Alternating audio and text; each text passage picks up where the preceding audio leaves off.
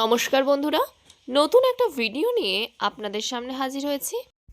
আজ আপনাদের আমি মাছ কাটা থেকেই দেখাবো। অনেকে এই চুনো মাছ বা মৌরলা মাছ কাটার জন্য, এত ছোট ছোট মাছ হয় বলে কাটার জন্য খেতে চান না, কিন্তু এই মাছ কাটা যে এতই সহজ দেখতেই পাচ্ছেন আশা করি ভিডিওতে।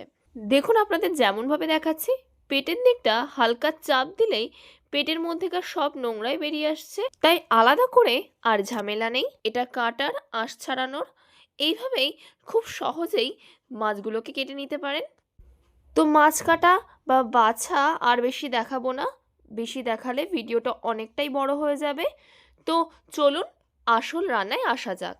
মাছগুলো পরিষ্কার করে বেছে খুব ভালো করে ধুয়ে নিয়েছি। আপনারা তো দেখেছেন এই মাছ বাছা কতই সোজা। এখানে দেখুন সব রকম সবজি নিয়ে নিয়েছি, পেঁয়াজ কলি, বেগুন, শিম, আলু, এগুলোকে আমরা কেটে নেব। প্রথমে পেঁয়াজ কলি কেটে নেব।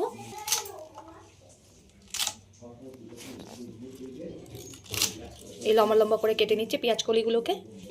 এইভাবে সব পেঁয়াজ কলিগুলোকে কেটে নেব। পেঁয়াজ কলিগুলো আমার কাটা হয়ে গেছে, এবার শিমগুলো কেটে নেব। এই দুদিকে একটু হালকা করে কেটে নিয়ে এই মাঝখান থেকে এই শিরাগুলো এরমভাবে বেরিয়ে আসবে। এখান থেকে হালকা করে নিয়ে এই দেখুন কেমন শিরা বেরিয়ে আসছে।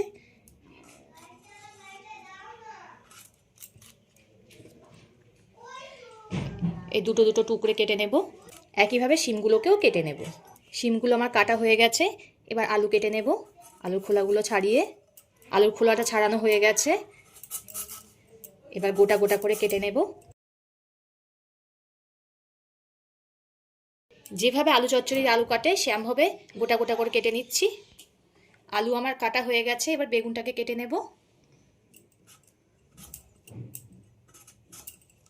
বেগুনের খোলা ছাড়াবো না, খোলা সমেত দেব। দেখুন বেগুনটা কত কচি।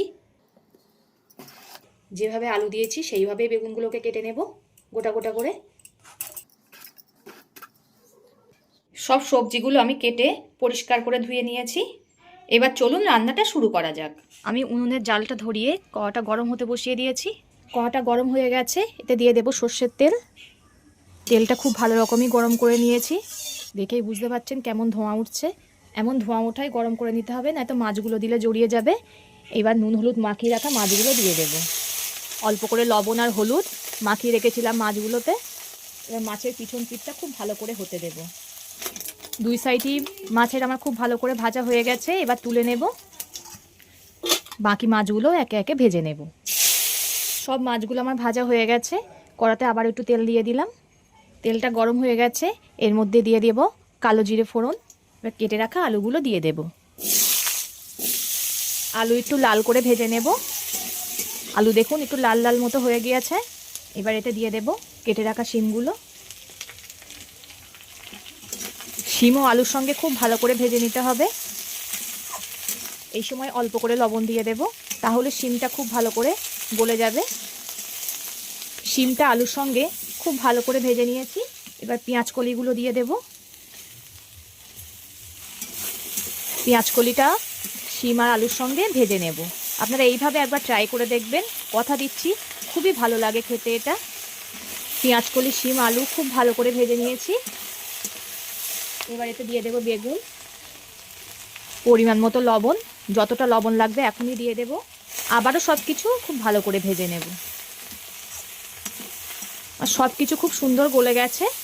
এবার একটা কাঁচা লঙ্কা দিয়ে দিলাম মাঝখান থেকে চিকিয়ে। পরিমাণ মতো দিয়ে দেব হলুদ গুঁড়ো।